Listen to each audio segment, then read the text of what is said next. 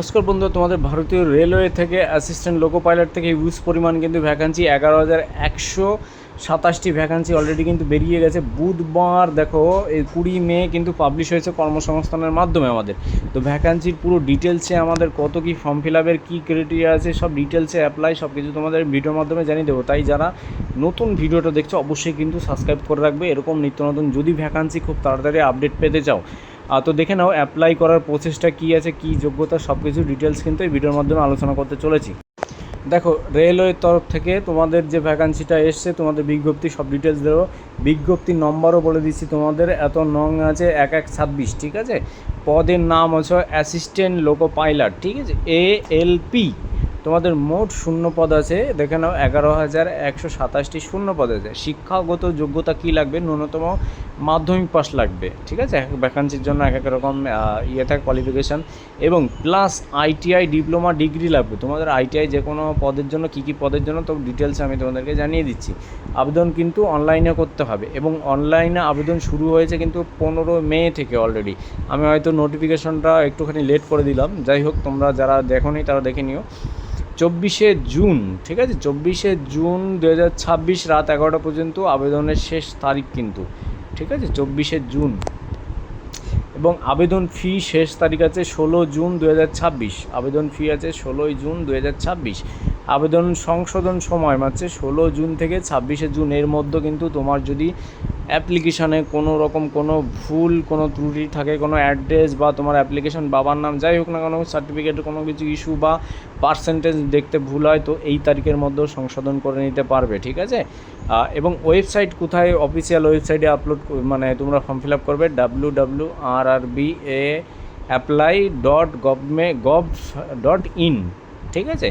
এবং প্রয়োজনীয় শিক্ষাগত যোগ্যতা আছে মাধ্যমিক, ঠিক আছে, SSLC পাস যাই হোক যেটা তোমাদের আছে যেভাবে করবে। এবং টেকনিশিয়াল যোগ্যতা আছে ITI fitter, electrician, mechanic, diesel এবং টার্নার ইত্যাদি। এবং এর মধ্যে যাদের আছে সার্টিফিকেট আছে তারা কিন্তু অ্যাপ্লাই করতে পারবে। এবং সার্টিফিকেট মেকানিক্যাল, ইলেকট্রিশিয়ান বা ইলেকট্রিক্স, অটোমোবাইল ইঞ্জিনিয়ারিং, ডিপ্লোমা বা ডিগ্রি, বিভিন্ন রকম ITIর মাধ্যমে তোমাদের অনেকের করা আছে। যাই হোক তোমরা ভালো বুঝবে। যাই হোক বয়সের সীমা আছে দেখো না, 18 থেকে 30 মধ্যে, মানে জেনারেল 18 থেকে 30 বছরের মধ্যে বয়সে।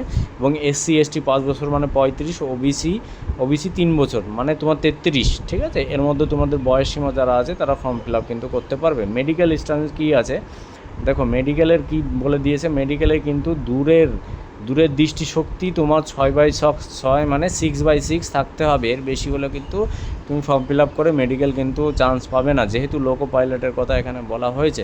অন্যতম চোখের সার্জারি করা প্রার্থীর যোগ্য, মানে চোখের যদি সার্জারিও করা থাকে তাহলে যোগ্য হবে এই ফর্মের মাধ্যমে, ঠিক আছে। যাই হোক তোমরা যদি কোনো সমস্যা থাকে আমাকে কমেন্টে জানাবে।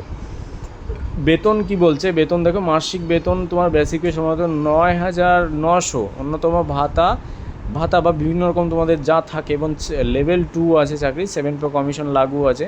আবেদন RRB registration, live photo upload করতে হবে। তোমার যে লাইভ ফটো ওখানে তুলতে হবে, তুলে আপলোড করতে হবে। নথি আপলোড করতে হবে, মানে সার্টিফিকেট, কোয়ালিফিকেশান যে যা SC বা ST যাই হোক, ভোটার কার্ড, আধার কার্ড যা যা চাইবে। আবেদন ফি জমা করতে হবে, ফর্ম সাবমিট করতে হবে তারপরে, ঠিক আছে। আবেদন ফি যেটা আছে তোমার যা চাইবে, যেটা ফি আমি তোমাদের বলে দিচ্ছি। আবেদন ফি আছে তোমাদের জেনারেল OBC 500 টাকা মতো, SC ST, ex serviceman, women যাই হোক এটার EBCতে 250 টাকা লাগবে। ফি রিফান্ডের ব্যাপারটা আছে। তোমরা যদি পরীক্ষা নিরীক্ষা যদি না দিতে যাও, সেখানে অ্যাপ্লাই করো তাহলে 400 টাকা রিফান্ড পাবে। 500 টাকা হলে পরে 400 টাকা রিফান্ড পাবে। এখানে যদি 250 টাকা করো সেখানে দাঁড়িয়ে তোমার কিন্তু 50 টাকা কেটে নেবে এবং 200 টাকা মতো রিফান্ড পাবে। এবং নিয়োগ পদ্ধতি CBT 1, CBT 2 এবং BCBAT ডকুমেন্ট ভেরিফিকেশান, মেডিকেলও হবে, ঠিক আছে এদের মধ্যে।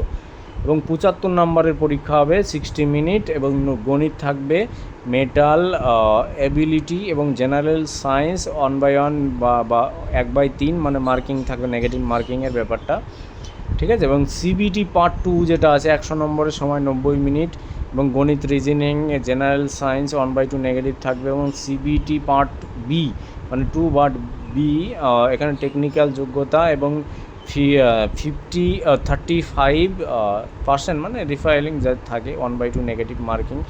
এবং সিবিটি দেখো সিবিএটি আছে কম্পিউটার ভিত্তিক আপডেট, মানে টেস্ট হবে ন্যূনতম 42 নম্বর পেয়ে যদি স্টেজে উত্তীর্ণ হতে হবে, মানে 42 নম্বর পেয়ে তোমাদের যেটা পরীক্ষার মাধ্যমে হবে। এবং ডকুমেন্ট ভেরিফিকেশনও হবে। পদ্ধতিগুলো উত্তীর্ণ হওয়ার পর সকল প্রার্থীদের মূল নথি যাচাই এর জন্য ডাকা হবে, মূল নথি যাচাই করার পরে ডাকা হবে। মেডিকেল প্রসেসিং আছে, চূড়ান্ত নিয়োগের মেডিকেল মেধা তালিকা এবং শারীরিক মানসিক সক্ষমতা যাচাই করা নেওয়া হবে, ঠিক আছে। এবং গুরুত্বপূর্ণ নির্দেশ যেটা আছে, সক্রিয় মোবাইল নাম্বার দিতে হবে তোমাদের ওখানে, ইমেল আইডি দিতে হবে যেটা তোমার চলিত আছে, লাইভ ফটো এবং লাইভ সিগনেচার তোমাকে তুলতেই হবে, ঠিক আছে। ব্যাস এইটুকুই তোমাদের যে কর্মসংস্থানের ফার্স্ট অল দেখিয়ে দিয়েছি। রেলওয়ের যে ভ্যাকান্সিটা এসে তোমরা ফিল আপ করে নাও, অলরেডি ফর্ম ফিল আপ চলছে। যেটা সমস্যা হবে আমাকে কমেন্ট করবে, যদি আমার থেকে যদি কোনো রকম জানা থাকে অবশ্যই তোমাদের হেল্প করব। আর যদি কোনো কিছু এই ভিডিওর মাধ্যমে ভুল হয়ে থাকে তো সবার কাছে ক্ষমা প্রার্থী। যাই হোক, তোমরা ভালো থেকো আর ফর্ম ফিল আপটা করে নিও। নিত্য নতুন যে ভ্যাকান্সি আসবে অবশ্যই তোমাদের আপডেট দেওয়ার চেষ্টা করব। এবং চ্যানেলটা সাবস্ক্রাইব করে রাখো, যদি তোমার একটু হেল্প হয় অবশ্যই করে রাখবে, যদি হেল্প না হয় তাহলে তোমার কোনো প্রয়োজন নেই। এইটুকুই আমার আবদার আছে। যাই হোক, ভালো থেকো বন্ধুরা, জয় হিন্দ।